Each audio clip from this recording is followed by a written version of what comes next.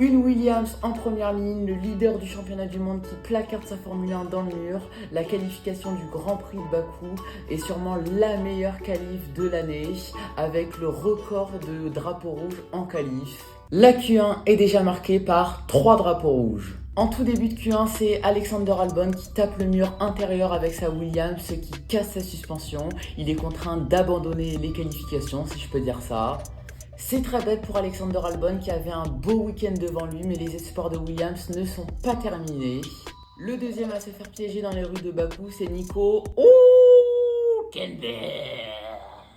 Il va venir taper le mur au virage 5, mais ça ne va pas être le seul à se faire surprendre dans ce virage 5, puisque Pierre Gasly, en fin de Q1, va venir tirer tout droit dans l'échappatoire, et son coéquipier Franco Colapinto, qui passait par là quelques secondes plus tard, va être surpris par l'Alpine de Pierre Gasly, et va taper dans le mur comme Nico Hülkenberg, même si là le choc était un petit peu plus violent.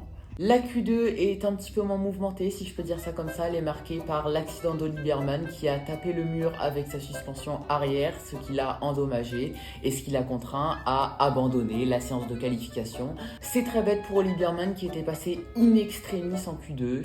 Et la Q2 est aussi marquée par l'élimination de Lewis Hamilton. Même quand ça va mal. Q3.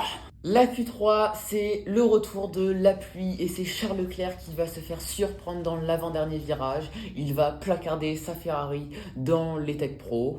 5e drapeau rouge dans cette séance de qualification et ce n'est pas le dernier puisque le leader du championnat du monde, Oscar Piastri, va venir placarder sa McLaren lui aussi dans le mur, pas dans le même virage. Et à ce moment-là, c'est Carlos Sainz qui détenait le meilleur temps. Malheureusement, le soleil est revenu, il s'est arrêté de pleuvoir et après ce 6e drapeau rouge, eh bien Max Verstappen est venu claquer la pole à Carlos Sainz.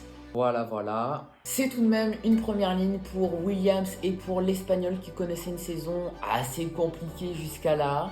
3e place de la Racing Bulls de Liam Lawson devant Kimi Antonelli. 4e devant son coéquipier George Russell. Kimi Antonelli qui a connu une séance de qualification assez compliquée.